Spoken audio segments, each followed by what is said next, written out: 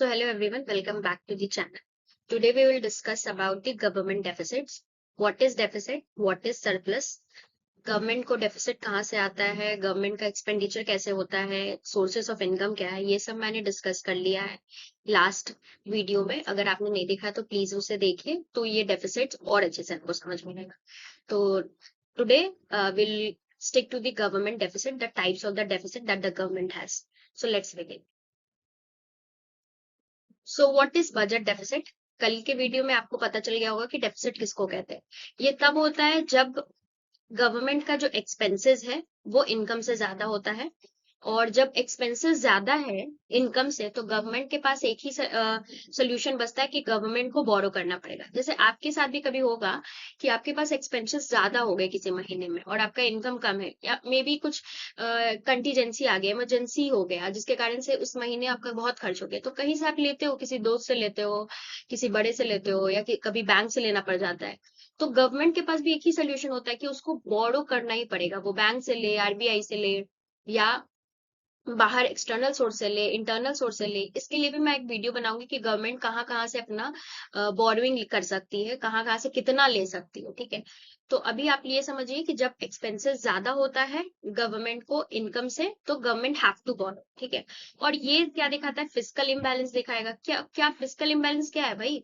कि हम चाहते हैं कि बजट बैलेंस्ड हो, जितना एक्सपेंस हो उतना इनकम। एवरीवन वांट्स, सब लोग यही चाहते हैं कि सरप्लस हो तो चलेगा, इक्वल हो तो चलेगा। आप भी अपने एक्सपेंसेस को कभी भी ज्यादा नहीं चाहते ना इनकम से, वैसे गवर्नमेंट भी नहीं चाहती।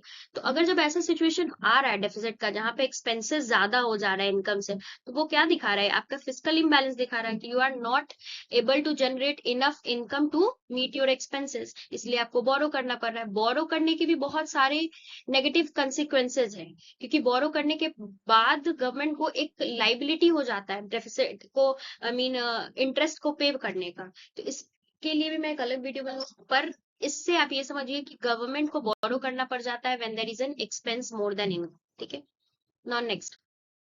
So we have three deficit. Mean government has three deficit, three type of deficit. First is revenue deficit, second is fiscal deficit, and third is the primary deficit. So revenue deficit कैसे हो रहा है? क्योंकि revenue expenses ज्यादा हो रहा है revenue के इनकम से, ये लास्ट वीडियो में मैंने डिस्कस किया है। फिस्कल डेफिसिट कैसे होगा? तो फिस्कल एक्सपेंसेस ज्यादा होंगे फिस्कल रेवेन्यू से। और primary deficit is a different type, थोड़ा अलग है ये, पर वो भी डिस्कस होगा नेक्स्ट स्लाइड में। सो तो पहले हम लोग समझते हैं कि रेवेन्यू डेफिसिट क्या है। तो रेवेन्यू डेफिसिट, डेफिसिट का मतलब ही है कि भाई एक्सपेंडिचर ज्यादा है इनकम से, पर कैसा एक्सपेंडिचर ज्यादा है? रेवेन्यू वाला एक्सपेंडिचर ज्यादा है रेवेन्यू के इनकम से। रेवेन्यू एक्सपेंडिचर है क्या? कल के वीडियो में मैंने बताया, रेवेन्यू एक्सपेंडिचर होता है day to day activities. Day to day activities के लिए जो इनकम आ रहा है वो रेवेन्यू रिसीट्स होता है, रेवेन्यू इनकम होता है। और डे टू डे एक्टिविटीज को जो एक्सपेंड करना होता है उसको रेवेन्यू एक्सपेंडिचर कहते हैं। यानी government borrow even for daily expenses. जब रेवेन्यू एक्सपेंस भी तुम्हारा बढ़ जा रहा है, हर दिन का खर्चा, डेली एक्टिविटीज का भी एक्सपेंसेस बढ़ जा रहा है, देन योर रेवेन्यू इनकम। तो इससे ये पता चलता है कि जो डेली एक्सपेंसेस है उसको भी गवर्नमेंट को बियर करने के लिए गवर्नमेंट को बोरो करना पड़ जा रहा है। तो रेवेन्यू डेफिसिट से हमें क्या पता चलता है? कि revenue of the revenue expenditure is more than the revenue income. और सेकंड ये पता चलता है कि डेली एक्टिविटीज के एक्सपेंसेस को भी कवर करने के लिए गवर्नमेंट को बोरो करना पड़ जा रहा है। क्यों? क्योंकि revenue expenses is more than the revenue income. Example देखो कि अगर रेवेन्यू रिसीट्स का क्या सोर्सेस था? टैक्सेस सोर्स था, नॉन टैक्स सोर्स था, तो वहां से जितना पैसा आ रहा है वो 10 लाख करोड़ आ रहा है। ठीक है, और रेवेन्यू एक्सपेंडिचर क्या क्या एक्सपेंसेस कर रहे थे revenue? Day to day interest उसको देना है, उसको सैलरीज देना है, उसको सब्सिडीज देना है, उसको पेंशन देना है। ऐसे डेली एक्टिविटीज को भी एक्सपेंड करने के लिए तो एक्सपेंसेस ज्यादा हो जा रहा है और उसका इनकम कम आ रहा है, मतलब टैक्स और नॉन टैक्स रेवेन्यू से उसको सोर्सेज से कम आ रहा है।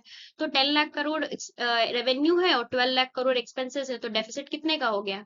12 lakh minus 10 lakh expenses minus receipts, and that is 2 lakh crore. यानी गवर्नमेंट का रेवेन्यू डेफिसिट कितना हो गया? 2 लाख करोड़। फिर क्या है? Physical deficit. फिजिकल डेफिसिट का मतलब होता है ना total borrowing needed in a year, मतलब कि आखिर फिजिकल डेफिसिट में जैसे रेवेन्यू जो था, रेवेन्यू डेफिसिट, वो रेवेन्यू के ही टर्म को इंक्लूड करना था। Revenue expenditure minus revenue income, जितना रेवेन्यू के सोर्सेज से इनकम कितना आ रहा है और रेवेन्यू के एक्सपेंसेस को हम लोग कितना दे रहे हैं, ठीक है, सिर्फ रेवेन्यू का बात कर रहे हैं डे टू डे। पर फिजिकल में क्या होगा ना, वहां पे टोटल एक्सपेंडिचर को हम लोग लेंगे। टोटल एक्सपेंडिचर में तुम्हारा रेवेन्यू रिसीट्स, सॉरी, रेवेन्यू का एक्सपेंडिचर भी आएगा, कैपिटल का एक्सपेंडिचर, दोनों मिला के जो टोटल एक्सपेंडिचर बनेगा माइनस द टोटल रिसीट्स।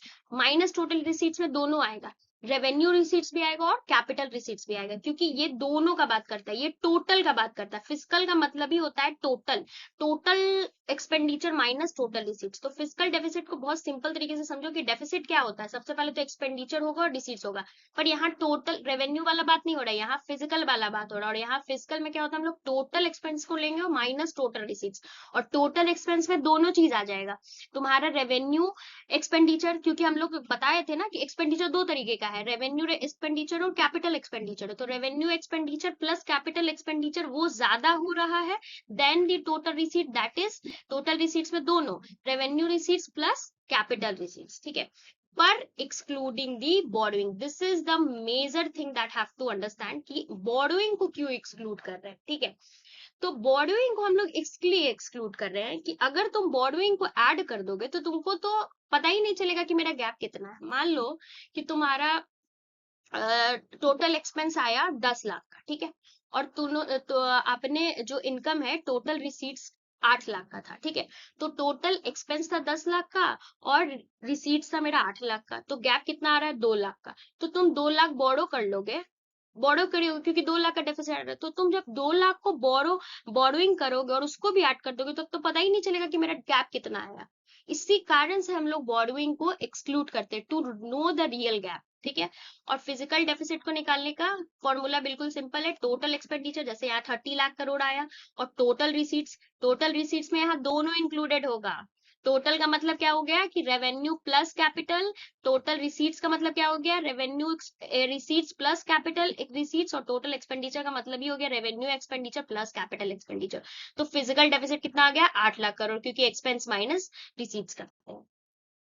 तो YFT एक्सक्लूड्स बोरोइंग, क्योंकि बताया मैंने जैसे कि to know the real gap. जैसे इमेजिन करो कि तुम्हारा इनकम 30,000 है और स्पेंड तुम्हारा 40,000 का हुआ, तो तुम्हारा कितना डेफिसिट आ रहा है, 10,000 का, तो तुमको कितना बोरो करना है भाई, 10,000 तुम मैनेज करोगे कहीं से। Now if you add that 10,000 borrowing to your income, say my income is 40,000, so no problem. तो भाई जब तुम तुम्हारा डेफिसिट 10,000 का और तुम जब ऐड कर दोगे 10,000, तो तुम्हारा जो डेफिसिट गायब हो जाएगा, तो तुमको तो रियल गैप पता ही नहीं चला। इसीलिए हम लोग बोरोइंग्स को एक्सक्लूड करते हैं फिजिकल डेफिसिट को कैलकुलेट करने में। नेक्स्ट है प्राइमरी डेफिसिट।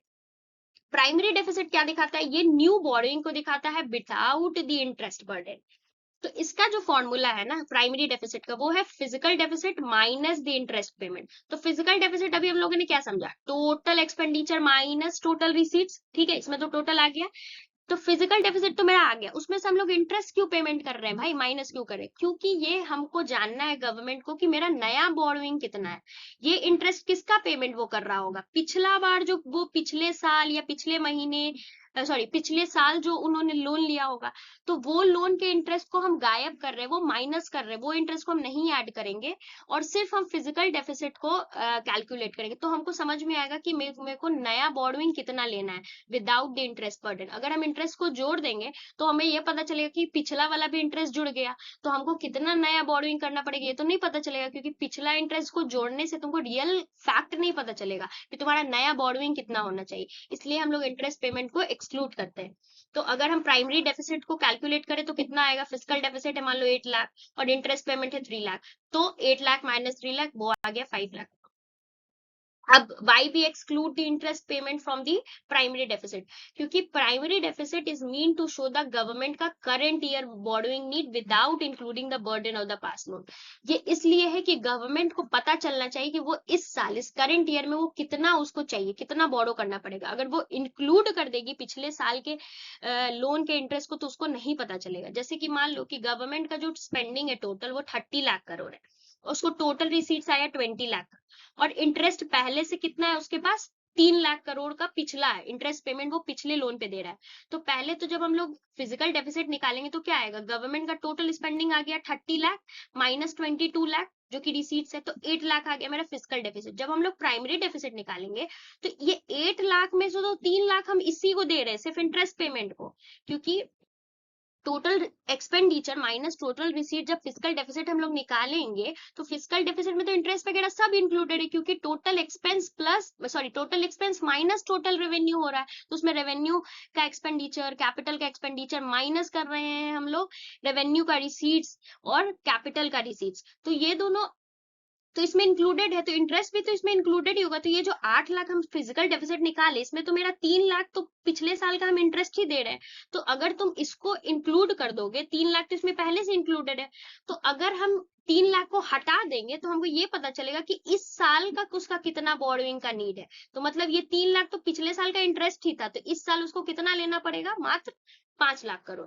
तो तीनों जो डेफिसिट है वो अलग अलग चीज बताता है। रेवेन्यू डेफिसिट आपके डेली एक्सपेंसेस को बता रहा है कि आपका डेली एक्सपेंसेस ज्यादा जा रहा है।